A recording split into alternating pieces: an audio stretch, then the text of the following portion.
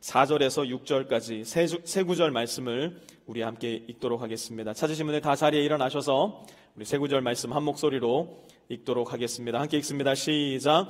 율법으로 의롭게 되려고 하는 사람은 그리스도에게서 끊어지고 은혜에서 떨어져 나간 사람입니다.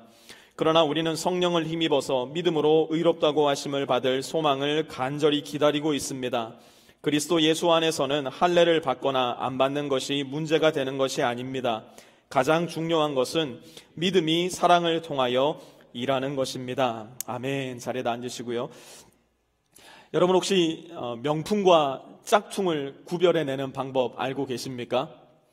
명품 전문가들은 실밥 하나하나를 뜯어내서 또 혹은 문양 하나하나를 유심히 돋보기를 내고 관찰해서 이것이 진짜인가 아니면 가짜인가 하는 것을 분별해낸다고 합니다. 그런 식의 분별법은 저와 여러분 같은 사람들에게는 불가능한 일이기 때문에 그러한 어려운 분별법을 가지지 않고서도 쉽사리 이것이 진짜인가 가짜인가를 구분하는 방법 제가 알려드리겠습니다.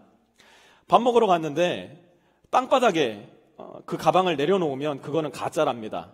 무릎 위에 올려놓거나 식탁 위에 올려놓고 밥을 먹으면 그 가방 진짜 가방이래요. 밖에 막 비가 오는데 가방을 머리에 울러매고 비를 가리면 그 가방은 가짜 가방이요. 비록 내 몸이 비를 흠뻑 맞을지언정 이 가방만큼은 내가 보호해야 돼. 가방을 끌어안고 비를 맞으면 그 가방은 진짜랍니다. 길을 가다가 미끄러져서 땅바닥에 넘어지는데 나도 모르게 가방을 깔고 넘어지면 그 가방은 가짜고, 가방은 절대 상하면 안 돼. 내 몸이 상해야지. 몸으로 그대로 떨어지며 가방을 안고 떨어지면 그 가방은 진짜라고 합니다.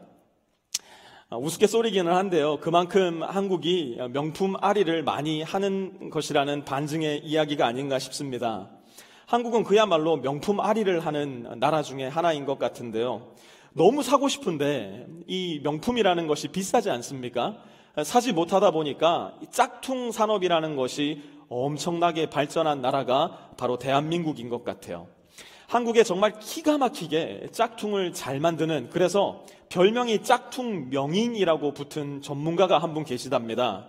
이분을 오래전에 경찰이 체포를 했대요. 그 당시에는 어떤 명품이 그렇게 흔하지도 않았고 명품이 가품으로 만들어지는 것에 대한 구체적인 처벌법도 없던 때였는데, 일단 신고가 들어와서 이분을 잡고 나니까 이 짝퉁 명인이라는 분이 경찰들에게 이렇게 따지더랍니다. 아니, 돈이 없어서 들고 싶어도 들지 못하는 명품 가방을 정확히 똑같이 만들어가지고 그것의 반의 반도 안 되는 가격에 팔고 있는데 내가 왜 죄인이요? 오히려 나라에서 상을 줘야 되는 것 아니요? 국민들을 이렇게 행복하게 만들지 않소? 오히려 이분이 그렇게 반문을 하더랍니다. 그 당시만 해도 관련법이 없다 보니까 이분을 3일 동안 구치소에 구류해 놓고 있다가 이제 풀어주었대요.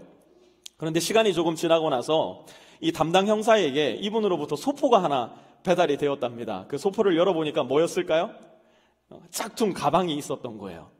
아무리 들여다봐도 이게 짝퉁인지 진짜인지 구분이 안 되는 가방이었어요. 아내에게 그걸 가져다 줬대요.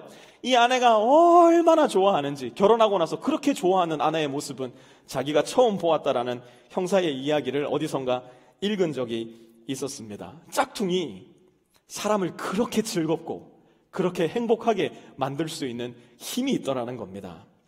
그런데 여러분, 이제 우리가 앞으로 10주 동안 함께 읽어나가고 공부해 나갈 갈라디아서는요, 사실은 짝퉁과의 전쟁을 선포하는 책이에요. 이 갈라디아서의 모든 내용을 한 단어로 축약한다면 짝퉁과의 선전포고라고도 할 수 있다라는 사실이에요. 여러분, 사실은요, 우리가 입고 있는 거, 들고 다니는 거, 바르는 거, 차고 다니는 거, 이런 거는요, 아무렇게나 좀 하고 다녀도 괜찮습니다. 짝퉁 들고 다녀도 괜찮고요. 아니, 브랜드 없는 거 하고 다니셔도 아무런 상관이 없을 때가 대단히 많다는 거 저와 여러분은 이미 잘 알고 있을 겁니다. 저와 여러분은 오히려 내가 입는 것 때문에 내가 돋보이는 것이 아니라 나의 사람됨 때문에, 나의 그리스도인됨 때문에 오히려 내가 입는 것, 내가 들고 다니는 것, 내가 바르는 것이 더 돋보이게 되는 사람들이 되기를 바란다는 사실이에요. 우리가 브랜드가 되면 되니까요. 여러분 혹시 JCF라는 브랜드를 들어보신 적이 있으세요? JCF 굉장히 유명한 브랜드입니다.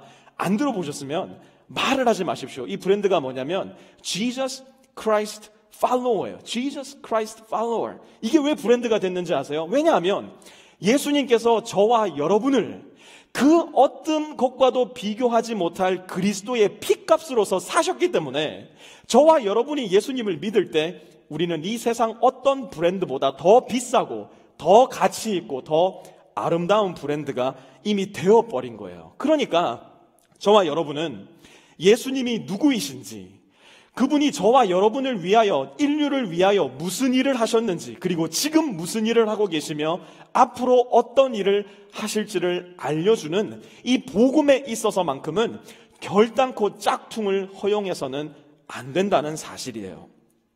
복음은 이 세상에 딱 하나만 존재하는 유일 버전의 명품이기 때문에 우리는 이 명품을 잘 지켜내야 됩니다. 이 명품을 더 깊이 사랑해야 되고 이 명품과 날마다 동행하는 사람들이 되어야 됩니다. 그런데 우리가 이제 읽으려고 하는 이 갈라디아 교회에서는 불행하게도 이 복음이 조금씩 변질되기 시작했던 것 같아요. 명품 복음이 있음에도 불구하고 그 명품 복음을 사랑한 것이 아니라 조금씩 변화되어가는 가짜 복음을 향하여 마음을 쏟고 있는 사람들이 조금씩 생겨났던 것 같아요. 그렇다면 오늘은 갈라디아서 전체를 개관하는 시간이기 때문에 갈라디아 교회 안에서 복음이 어떻게 변질되었는가 한 장 한 장씩 살펴보면서 6가지로 변질된 복음에 대해서 공부해 보려고 하는데요. 먼저 첫 번째, 갈라디아 교회에서 일어난 복음의 변질, 사람들의 마음을 즐겁게 하는 복음으로 복음이 변질되기 시작했어요. 1장 10절 말씀 함께 봅니다. 내가 지금 사람들의 마음을 기쁘게 하려 하고 있습니까? 아니면 하나님의 마음을 기쁘게 해드리려 하고 있습니까? 아니면 사람의 환심을 사려 하고 있습니까? 내가 아직도 사람의 환심을 사려고 하고 있다면 나는 그리스도의 종이 아닙니다. 갈라디아 교회 안에 어떤 종류의 복음이 출현을 하기 시작했느냐? 사람들의 마음을 단순히 즐겁게만 해주는 복음이 생겨나기 시작한 거예요. 괜찮아. 그 정도는 다 누구나 하고 사는데 뭐 그렇게만 하면 되는 거야. 이렇게만 하면 되는 거야. 사람들 안에 있는 죄에 대한 문제를 이끌어내기보다는 그저 사람들의 마음을 위로해주고 위안해주고 칭찬해주고 격려해주는 사람들의 마음을 기쁘게 하는 복음이 출현해버리고 만 거예요. 그러다 보니 이 복음이 어떤 복음이었어요? 전혀 복음이 아닌 가짜 복음이 갈라디아 교회를 서서히 점령해가고 있었던 겁니다. 이어서 두 번째, 사람들의 전통에 물든 복음이 갈라디아 교회 안에 나타나기 시작했어요. 2장 11절 말씀 함께 볼게요. 그런데 게바가 안디옥에 왔을 때에 잘못한 일이 있어서 나는 얼굴을 마주보고 그를 나무랐습니다. 그것은 게바가 야고보에게서 몇몇 사람이 오기 전에는 이방 사람들과 함께 음식을 먹다가 그들이 오니 할례받은 사람들을 두려워하여 그 자리를 떠나 물러간 일입니다. 여기에서 게바는 베드로입니다. 솔직한 말로 바울은요, 이 본문을 쓰기가 굉장히 불편했을 겁니다. 이 본문을 쓸 때 사실 굉장히 망설였을지도 모르겠어요. 여러분, 베드로가 누굽니까? 초대교회 안에서 가장 권위 있고 가장 능력 있고 소위 말해 가장 유명한 대사도였습니다. 그런데 바울이 지금 이 본문 안에서 하려고 하는 일은 무엇이에요? 바울이 무엇인가를 잘못했는데 그 잘못은 지적받아 마땅한 일이었고 내가 바울의 면전에 대고 그 부분에 대한 지적을 하였다라는 이야기를 하고 있는 겁니다. 대사도인 베드로의 권위가 초대교회 모든 곳에서 무너질 수도 있는 위기가 지금 찾아오고 있는 것이에요. 그러나 바울은 그러한 부분에 대해서는 전혀 염두에 두지 않은 것처럼 보입니다. 만약 진짜 복음을 지키지 않는다면 그것이 베드로 아니라 하늘의 천사라고 할지라도 그것은 분명히 지적해야 한다. 잘못은 잘못인 것이다. 지금 바울은 지적하고 있는 겁니다. 베드로의 잘못이 무엇이었을까요? 유대인의 전통, 곧 이방인과는 함께 식사하지 않는다라는 유대인의 전통을 복음보다 더 높이 놓아버리는 실수를 저지르고 만 겁니다. 복음은 유대인도 이방인도 종도 주인도 여자도 남자도 모두 하나로 만들 수 있는 능력이 있는 것인데 지금 베드로는 유대인의 전통으로서 다시 유대인과 이방인을 나누어 버리는 잘못을 저지르고 있었던 겁니다. 대사도라 일컬음 받던 베드로조차도 복음을 변질시킬 수도 있는 위험 가운데 지금 직면해 있었던 겁니다. 사람들의 전통에 물든 복음, 갈라디아 교회 안에 출현한 변종 복음의 특징 가운데 하나였던 겁니다. 세 번째로, 역사를 무시하는 복음이 갈라디아 교회 안에 나타나기 시작했던 것 같아요. 3장 17절 말씀 함께 보세요. 내가 말하려는 것은 이것입니다. 하나님께서 이미 맺으신 언약을 430년 뒤에 생긴 율법이 이를 무효로 하여 그 약속을 폐하지 못합니다. 여러분, 바울은 율법에 정통하다 못해 그야말로 통달한 사람이었습니다. 율법의 연대기부터 시작하여 율법의 모든 규정들을 세세히 잘 알고 있었던 사람이에요. 그런데 바울이 여기서 무슨 이야기를 하느냐? 하나님께서 이미 맺으신 언약이 있다라고 이야기를 합니다. 하나님께서 아브라함과 이미 맺으신 언약은 창세기 12장에 하나님이 아브라함을 선택하셔서 맺어주신 언약이었어요.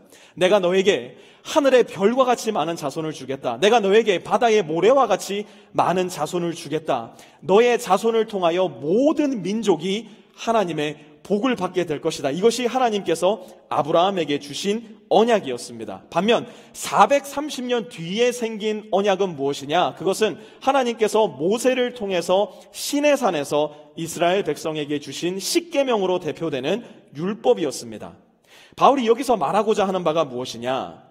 아브라함은 믿음으로 말미암아 하나님의 약속을 받았는데 430년 뒤에 생긴 율법이 이를 대체할 수 없다라는 말을 하고 있는 겁니다. 더 쉽게 말하자면 믿음으로 말미암는 구원을 이미 아브라함 때부터 하나님께서 주셨는데 430년 뒤에 생긴 율법이 이것을 대체할 수는 없다라는 이야기를 지금 사도 바울은 하고 있는 겁니다. 그런데 갈라디아 교회 안에는 어떤 일이 생겼던 걸까요? 이러한 역사를 무시해버렸어요. 그래서 믿음으로 말미암는 구원을 완전히 없애어버리고 오로지 율법으로 말미암는 행위로 인한 구원을 주장하고 가르치기 시작했던 겁니다. 역사를 무시하는 복음, 그것이 갈라디아 교회 안에 자리하고 있었던 크나큰 위기 가운데 하나였던 것입니다. 네 번째로, 과거로 회귀하는 복음이 갈라디아 교회 안에 생기기 시작했어요. 4장 9절 한번 보십시오. 지금은 여러분이 하나님을 알 뿐만 아니라 하나님께서 여러분을 알아주셨습니다. 그런데 어찌하여 그 무력하고 천하고 유치한 교훈으로 되돌아가서 또다시 그것들에게 종노릇하려고 합니까? 갈라디아 교회 성도들은 복음을 들었을 때에 분명히 은혜로서 믿음으로 말미암아 거듭남을 경험한 사람들이었습니다. 그런데 이들 교회 안에 사람들의 마음을 즐겁게 하는 복음, 사람들의 전통에 물든 복음, 역사를 무시하는 복음이 서서히 들어오기 시작했어요. 그러다 보니까 은혜와 믿음이 없었던 과거로 회귀해버리는 불행 중에 불행이 이 교회 안에 일어나기 시작합니다. 바울은 이들을 향해서 강력하게 경고하는 겁니다. 너희는 어찌하여서 그 무력하고 천하고 유치한 교훈, 곧 내가 내 스스로 내 노력으로 말미암아 내 공로로 말미암아 구원을 얻어야 한다는 잘못된 복음으로 되돌아가려고 하는가? 갈라디아 교회 안에서 일어나고 있는 사건을 지금 경고하고 있는 것입니다. 과거로 회귀하는 복음, 잘못된 복음을 바울은 지적하는 것입니다. 다섯 번째로, 갈라디아 교회 안에는 성령이 실종된 복음이 나타나기 시작했습니다. 5장 16절 한번 보시죠. 내가 또 말합니다. 여러분은 성령께서 인도하여 주시는 대로 살아가십시오. 그러면 육체의 욕망을 채우려 하지 않을 것입니다. 사도 바울이 이 말을 갈라디아 교회에 할 수밖에 없었던 이유는 무엇이었을까요? 그들은 예수를 믿음으로 말미암아 은혜로서 구원받았다 말하면서도 정작 성령께서 인도해 주시는 대로는 살지를 않았던 거예요. 성령께서 그들의 마음을 열어주셔서 믿음이 생겼고 은혜로 구원받았는데 구원받은 그들이 이제는 더 이상 성령으로 살아가지 않는 일을 하고 있었다는 겁니다. 오히려 그들은 육체의 욕망을 앞세워서 성령의 인도하심을 무시하고 불순종하는 삶을 살았던 겁니다. 성령이 없어져 버린 그리스도인, 껍데기만 남아있는 거짓 그리스도인들의 모습이 갈라디아 교회 안에 서서히 생겨나고 있었던 겁니다. 이것은 여섯 번째 복음의 변질로 그들을 이끌 수밖에 없었는데요. 그것은 바로 변화가 없는 복음이었어요. 변화가 없는 복음. 6장 15절 함께 봅니다. 할례를 받거나 안 받는 것이 중요한 것이 아니라 새롭게 창조되는 것이 중요합니다. 지금 갈라디아 교회는 앞서 언급했던 5가지 변질된 복음에 완전히 함몰되어 있는 상태였습니다. 그래서 이들이 주목하는 것이 무엇이었느냐? 이들의 관심은 오직 하나예요. 당신 할례 받았어요? 안 받았어요? 당신 예수 믿을 때 할례를 받았습니까? 안 받았습니까? 이들이 오로지 그들의 육신의 변화에만 관심을 집중하기 시작했어요.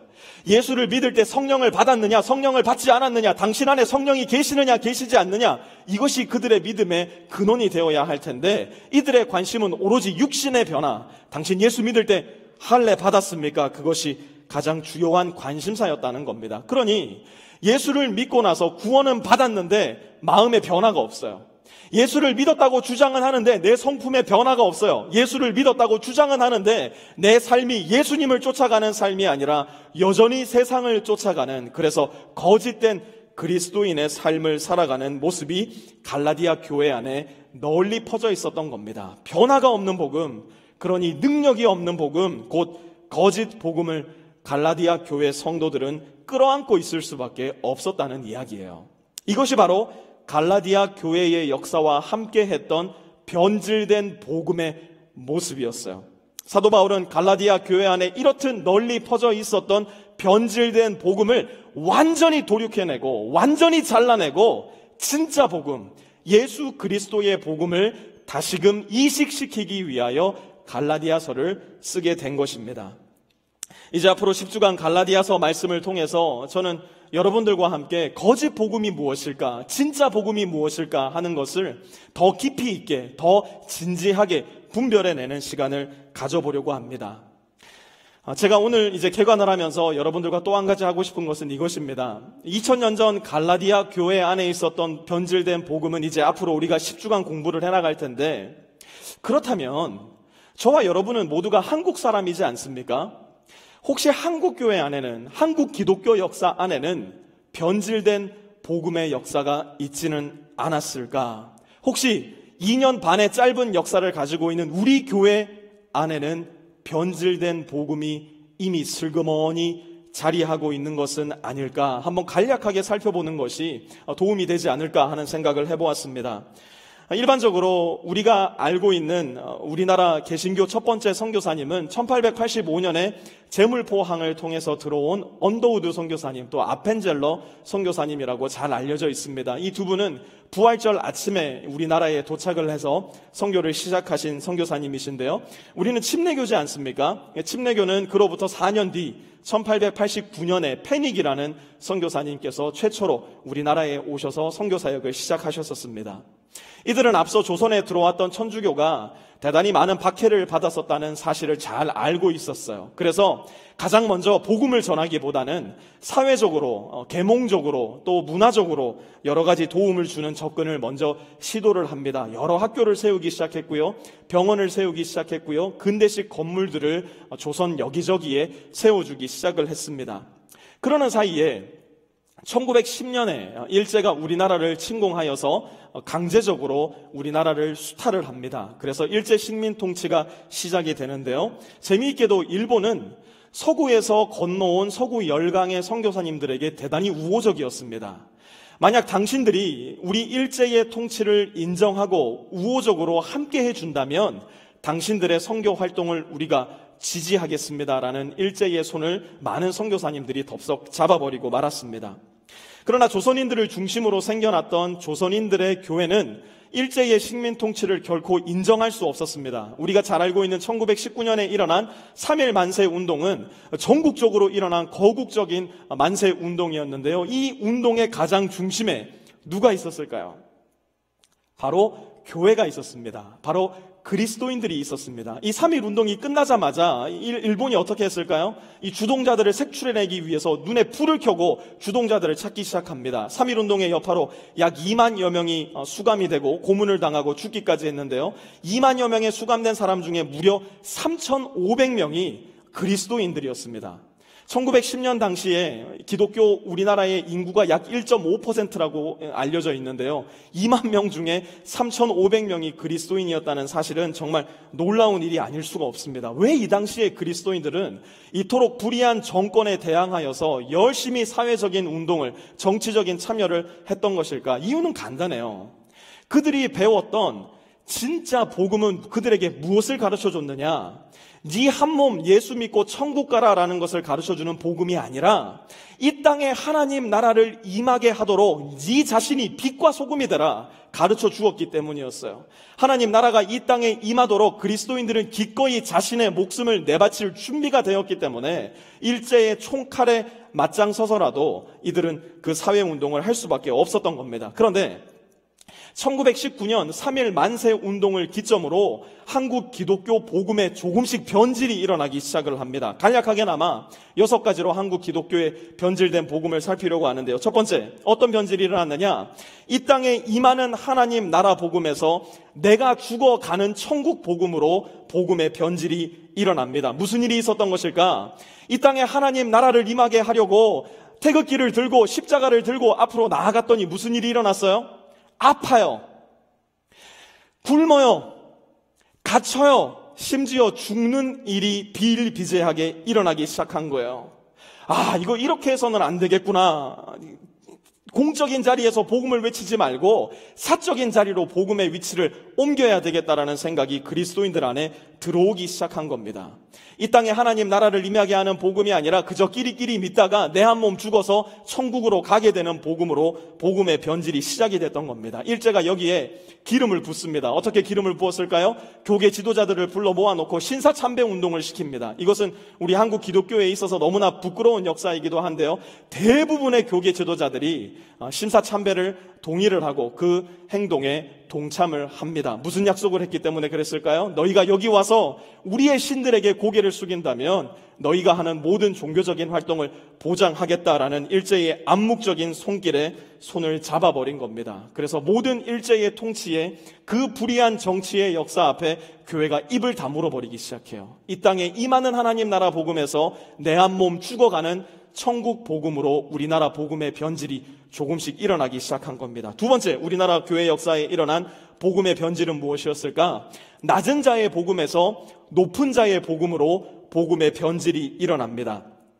이제 1945년에 우리나라가 독립을 하게 되고요. 1948년에 드디어 제1공화국이 대한민국에 들어서게 됩니다. 그러자 나라 일에 일체 관심을 갖지 않고 모든 정권에 모든 정치에 대해서 입을 다물고 있었던 교계 지도자들이 마치 기다렸다는 듯이 정치 참여를 시작합니다. 무슨 일이 일어난 걸까요? 2대 대통령 선거 시절입니다. 이승만 대통령과 부통령 후보의 이름을 올렸던 이기붕 전 서울시장, 이들을 그야말로 적극적으로 교회에서 밀어주기 시작합니다. 이들을 교회에서 지켜야 된다는 말까지 생기기 시작합니다. 교회에서 선거운동을 하기 시작하고요. 우리나라 기독교 역사 최초로 기독교 선교 대책위원회가 조직이 됩니다. 전국 교회에서 이들을 위한 선거 운동을 시작했던 겁니다. 왜 그랬을까요? 이승만 대통령은 장로였습니다. 이기붕 전 서울시장은 감리교의 권사였어요. 이들은 교회의 여러 가지 혜택을 약속을 하면서 자신들의 정권을 지지해 주기를 요청을 했던 겁니다. 그러니 교회 지도자들과 정치 지도자들의 만남이 잦아졌어요. 교회 지도자들이 더 낮은 곳으로, 더 가난한 사람에게로, 더 병든 사람에게로 찾아갔어야 마땅한데 교계의 지도자들이 청와대로 찾아가기 시작했어요. 정치권에 줄을 대기 시작했어요. 점점 더 높아지는 자리에 관심을 갖기 시작했다는 겁니다. 더 높은 곳으로, 더 많은 권력으로, 더 높은 자리에 복음으로 복음의 변질이 우리나라에서 일어나기 시작했던 겁니다. 세 번째 복음의 변질은 무엇이었는가? 세상으로 나가는 복음에서 교회로만 모이는 복음으로 복음의 변질이 진행이 됩니다. 박정희 대통령의 제3공화국이 시작이 되자 이승만 정권 당시에 그토록 정치 참여에 열심이었던 교계 지도자들이 다시 입을 다물어 버리기 시작합니다. 불의하고 억압적이고 잘못된 정치 권력 앞에서 아무런 말을 하지 않고 시민들을 탄압하고 시민들을 죽이는 그 모든 상황 속에서도 교계의 지도자들은 입을 다물고 침묵하기 시작합니다. 사회 참여나 정치 참여는 일체하지 않고 오로지 교회 안에 모이는 복음으로만, 교회 안에서 너와 나만 아는 복음으로만 침묵의 여정을 들어가기 시작합니다. 이유가 무엇일까요? 이전에 교회에 주어지던 모든 혜택을 다 줄 테니 정치에 대해서만큼은, 권력에 대해서만큼은 아무런 이런 방구를 하지 말아라는 정치 세력에 협조를 하기 시작한 겁니다. 아이러니하게도 바로 이때가 한국 기독교가 가장 급속한 성장을 이루어낸 시기였어요. 1960년대 말에서 1970년대 말까지 10년간 대한민국의 인구 증가율이 26.19%였답니다. 그런데 똑같은 시기에 기독교인들의 증가율은 무려 67.17%에 이르렀다고 합니다. 교회는 불의하고 폭력적이고 야만적인 정권과 정치에 침묵하는 대가로, 그래서 세상으로 나가는 복음이 아니라 교회 안에만 머물러 있는 변질된 복음을 제시함으로 말미암아 어쩌면 부끄러운 급속한 수적인 성장을 이루어낸 것인지도 모릅니다. 대한민국에 일어난 네 번째 복음의 변질은 무엇이었을까? 쪽박복음에서 대박복음으로 복음의 변질이 일어납니다. 여러분, 전 세계에서 가장 큰 교회가 어디에 있는 줄 아십니까? 사람들이 그 교회의 신도 숫자를 들으면 그 누구 하나 놀라지 않을 수 없는 그 어마어마한 교회가 바로 이 달라스에 있지 않고 서울에 있습니다.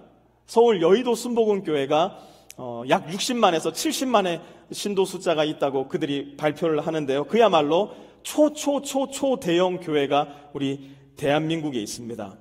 박정희, 전두환, 노태우 대통령의 군사정권 시대를 거치면서 우리 대한민국의 대형 교회들이 우후죽순처럼 생겨나기 시작을 했습니다. 순복음교회가 대표적인 교회일 겁니다. 조용기 목사님의 트레이드 마크가 있었습니다. 지금도 대단히 유명하지만 그 당시에는 그야말로 대한민국이 들썩들썩한 그러한 트레이드 마크였어요. 이름하여 삼박자 축복이었습니다. 삼박자 축복. 요한 3서 1장 2절에 나는 그대의 영혼이 평안함과 같이 그대에게 모든 일이 잘되고 그대가 건강하기를 빕니다라는 이 말씀을 앞뒤 좌우 다 떼어내고 요 말씀을 가지고 와서 예수를 믿으면 당신이 더 부자가 됩니다. 당신이 더 건강하게 됩니다. 당신의 영혼이 평안하게 됩니다. 이 삼박자가 정확히 맞아떨어지는 축복을 받으셔야 됩니다라는 복음이 대한민국을 그야말로 뒤흔들기 시작을 했습니다. 그리스도께서는 네가 나를 따르려거든 네 자신을 부인하고 너의 십자가를 지고 나를 따르라 말씀하셨는데, 한국 교회에서는 그러한 복음은 사라지고 예수 믿으면 잘 삽니다. 예수 믿으면 건강해집니다. 예수 믿으면 평안해집니다. 틀린 말은 아니지만 부분적인 복음을 가지고 와 전하기 시작했습니다. 예수 믿으면 내 목숨까지도 내어놓아야 되기 때문에 세상의 논리로만 봐서는 예수 믿으면 그야말로 쪽박이구나라는 생각이 들 수도 있을 텐데, 세상 사람들이 복음을 들었을 때 이야 이거야말로 대박이로구나 라는 생각을 가지게만 만드는 잘못된 대박복음, 성공복음이 한국 교회를 뒤흔들기 시작했어요. 복음의 변질이 그야말로 급속도로 일어나기 시작을 한 겁니다. 한국이 잘 살아보세라는 표현을 내걸고 제1차, 2차, 3차 경제개발 계획을 성공적으로 이루어 나가면서 한국 교회도 여기에 발맞추어 예수 믿으면 부자 되고 예수 믿으면 성공하고 예수 믿으면 다 잘 된다라는 대박 복음을 제시하기 시작했던 겁니다. 이것은 다섯 번째 복음의 변질로 필연적으로 연결이 되는데요. 헌신의 복음에서 투자의 복음으로 복음이 변질이 됩니다. 1910년에 우리나라 주권을 일본에 의해서 수탈당했다면 1997년은 IMF에 의해서 우리나라 경제권을 빼앗긴 날로 우리가 잘 기억을 하고 있습니다. 수많은 사람들의 사업이 망했어요. 수많은 사람들이 직장을 잃었어요. 집을 잃고 가족을 잃고 심지어 목숨까지 잃어버리는 일들이 그야말로 비일비재하게 일어났던 때가 1997년 IMF 때였습니다. 아마 여기도 기억하시는 분들 많이 있을 겁니다. 한국 개신교는 이 변화에 발빠르게 움직이기 시작했습니다. 미국에서는 이미 자성의 목소리가 높아지고 있었던 번영 신학을 그야말로 적극적으로 교회 안으로 받아들이기 시작합니다. 로버츠 슐러 목사님, 그리고 베니힌 목사님, 오랄 로버츠 목사님 등이 주창하였던 번영 신학을 한국 교회 곳곳에서 적극적으로 받아들여 투자 복음을 가르치기 시작합니다. 당신들이 못 사는 이유가 무엇인 줄 아십니까? 그것은 여러분들이 덜 심었기 때문입니다. 더 심으셔야 잘 살 수 있습니다. 심으면 30배, 60배, 100배의 열매가 맺히는 것이 바로 하나님 나라의 질서입니다. 이 복음을 목사님들이 강단에서 전하기 시작했어요. 내가 아무것도 없더라도 주님 한 분만 계신다면, 이 한 목숨이라도 주님이 취해 주신다면 주님 이 목숨 가져가십시오라는 헌신의 복음이 우리나라 성도들의 마음을 가지고 있었는데, 번영신학이 교회 안으로 들어오기 시작하면서 주님 제가 100원 드리오니 10,000원 주시옵소서, 10,000원 드리오니 10,000원에 100배는 얼마예요? 10만원, 100만원인가요? 100만원 주십시오라는 투자의 복음, 전혀 복음이 아닌 잘못된 복음이 교회 안에 전해지기 시작한 겁니다. 헌신의 복음에서 투자의 복음으로의 복음의 변질. 마지막 6번째로 새로운 세기가 시작되고 포스트 모더니즘의 물결이 우리나라에도 일기 시작할 때 복음은 열린 복음에서 닫힌 복음으로 변질이 되기 시작합니다. 뉴에이지 운동을 비롯해서 다원주의, 상대주의, 탈이성적 사고의 체계가 사회 속으로 또 이제는 교회 속으로 서서히 파고들기 시작한 겁니다. 내 느낌이 이끄는 대로, 내 감정이 이끄는 대로, 내 마음이 이끄는 대로 그저 가기만 하면 된다라는 생각이 점점 더 발달된 체계를 갖추어서 교회 안에 틈타기 시작한 겁니다. 내가 좋다는데 왜 당신이 손가락질입니까? 당신에게 있어 복음은 당신만의 복음이고 나에게는 나만의 복음이 있는 것입니다. 사람들이 주장하기 시작합니다. 성경이 뭐 벌거냐고, 꾸란이건 불경이건 그저 내 마음이 조금 더 이끌리면 그것이 진리가 될 수 있지 않겠느냐고 대단히 그럴듯한 이야기가 교회 안에서까지도 들리기 시작을 합니다. 교회를 갈 때 사람들이 이제는 뇌를 집에 내려놓고 가기 시작했어요. 교회에서는 생각하는 게 아니야. 교회에서는 배우는 게 아니야. 교회에서는 그저 찬양을 듣고 감미로운 설교를 들으면서 내 마음에 감동을 받으면 돼요. 내 마음이 뭉클하기만 돼요. 내 눈가에 촉촉한 이슬이 맺히기만 한다면 은혜 받았습니다 라는 말로 대변되는 교회 안에서 통용되는 이야기가 서서히 진행되기 시작을 했습니다. 그렇게 뜨거워진 가슴을 가지고 교회 문을 여는 순간 어떻게 합니까? 뜨거워진 가슴은 교회 문 뒤로 던져 놓아요. 그리고 다시 놓고 갔던 뇌를 장착을 시킵니다. 그러니 어떻게 됩니까? 뜨거워진 가슴으로 전할 복음이 세상에 없는 거예요. 세상 가운데 보여줄 사랑이 없는 거예요. 왜? 뜨거운 가슴은 이미 놓고 와버렸거든요. 교회 올 때는 뇌를 놓고 왔으니 머릿속에 마음 가운데 복음의 생각이 제대로 자리 잡지를 못했거든요. 그러니 세상 가운데 우리가 가지고 있는 복음은 열린 복음이 아니라 닫힌 복음이 되어버리고 만 겁니다. 다른 사람들의 감정을 열심히 살펴주느라 그들이 지옥을 향해 최선을 다해 달려가고 있는 그때에도 그저 당신이 그렇게 느낀다면야, 그저 당신이 그렇게 하고 싶다면야, 얼마든지 그렇게 하십시오. 고개를 끄덕이고만 있는 세련된 그리스도인들이 교회 안에 여기저기 생겨나기 시작했던 겁니다. 왜 이런 일이 한국 기독교 역사에 일어났던 것일까요?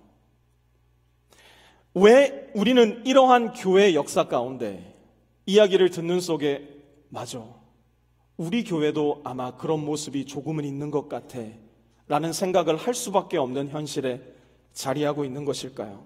혹시 우리 교회 이 짧은 역사 안에서도 지금 제가 언급했던 이 짧은 한국 기독교 역사의 변질된 복음의 모습이 틈타 있지는 않습니까? 플라톤이라는 고대 철학자는 이런 말을 했습니다. 한번 들어보세요. 국민이 정치에 무관심하면 가장 저질스러운 정치인들에게 지배당한다. 저는 이 말을 살짝 꼬아서 이렇게 바꿔보려고 합니다. 그리스도인들이 성경에 무관심하면 가장 저질스러운 목사들에게 지배당한다. 여러분, 여기는 목사가 제 한 명이잖아요. 저를 생각하면서 같이 한번 읽어봤으면 좋겠어요. 이거 제가 쓴 겁니다. 이 밑에다가 구본성 이렇게 쓰려고 하다가 플라톤 말이랑 너무 비슷해가지고 그렇게 차마 쓰지는 못하고, 그러나 이 말씀을 여기 서 있는 제가 저질스러운 목사가 되지 말게 만들어야지라는 마음을 가지고 같이 한번 읽었으면 좋겠어요. 시작.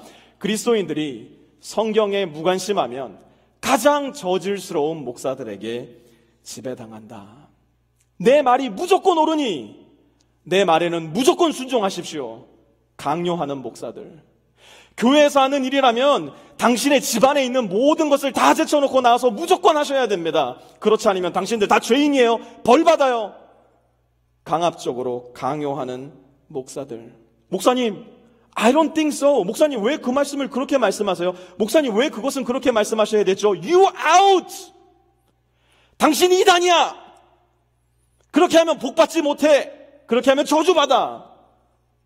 자기의 생각, 자기의 뜻과 반대되는 표시를 하는 사람은 교회에서 내쫓아버리고 이단으로 정죄해버리는 목사. 목사와 교회를 향한 충성과 봉사, 헌신을 무조건적으로 강요하는 목사. 여러분이 성경을 읽지 않고, 여러분이 성경을 마음에 새기지 않고, 여러분이 성경을 말하지 않고, 여러분이 성경을 살아내지 않는다면 여러분은 반드시 여러분과 함께한 목사를 그렇게 만드시는 성도들이 되고 말 겁니다. 목사가 아무리 발버둥치고 목사가 아무리 그런 목사가 되지 않으려고 노력한다고 할지라도 성도들이 성경을 손에 들지 않는다면, 성도들이 성경을 가슴에 새기지 않고 말하지 않고 삶으로서 살아내지 않는다면, I guarantee you, 제가 장담할게요, 여러분도 우리 교회 역사의 흐름 가운데 저를 가장 저질스럽고 가장 탐욕스러운 목사로 만들고 마실 거예요.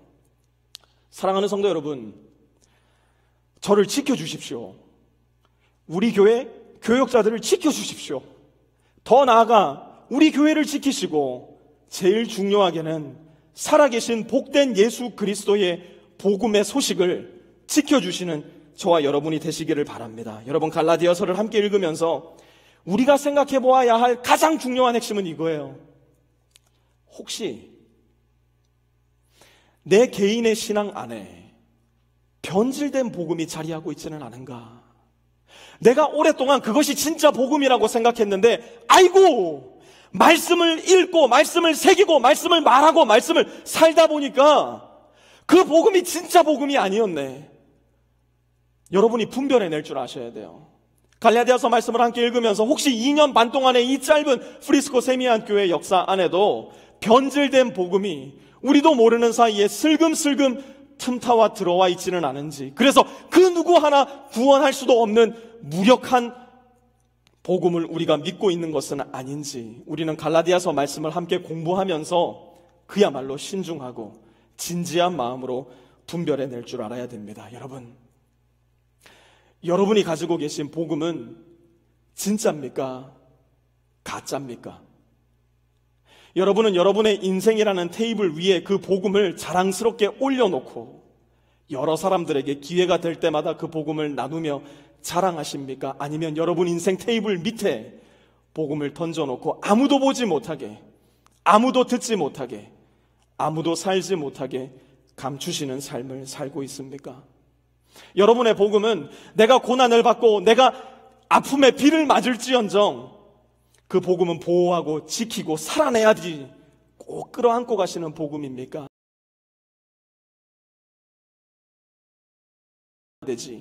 그 복음을 내 가림막으로 쓰고 계십니까? 이제 앞으로 10주간 갈라디아서를 통해서 진짜 복음이 무엇인가, 우리 교회가 또 여러분들 각자 한 사람 한 사람이, 여러분 가정이 회복해야 할 복음은 무엇인가 최선을 다해서 함께 배워나가기를 소원합니다. 짝퉁 복음은 가라! 외칠 수 있는 저와 여러분, 여러분의 빈손을 높이 주님을 향해 들고, 주여 진짜 복음을 가르쳐 주십시오. 가난한 마음을 가지고 주님께로 나올 수 있는 저와 여러분, 10주간의 여정을 통하여 진짜 복음이 저와 여러분 안에 분명하게 자리 잡는 복되고 놀라운 시간 되실 수 있기를 우리 구주 예수 그리스도의 이름으로 축원합니다. 하나님, 이 갈라디아서라는 말씀을 우리에게 허락해 주셔서 감사를 드립니다. 2000년 동안 역사의 흐름 가운데 없어지고 유실될 수도 있었던 이 말씀을 하나님의 섭리 가운데 지켜주셔서 2019년 이 가을에 우리 교회가 이 말씀을 함께 공부할 수 있는 은혜를 주심에 감사를 드립니다. 성령 하나님, 우리 성도들 한 사람 한 사람 마음을 주님께서 깨우쳐 주시고 우리 생각을 열어주시고 눈을 열어주셔서 갈라디아서를 통하여 보여지는 진짜 복음이 무엇인지를 우리가 다시 한번 분명히 발견할 수 있도록 도와주시고, 우리 안에, 우리 교회 안에, 우리 가정 안에 나도 모르는 사이에 들어와 있는 변종 복음, 짝퉁 복음 모두 다 몰아내고 생명의 복음, 살아있는 복음, 우리를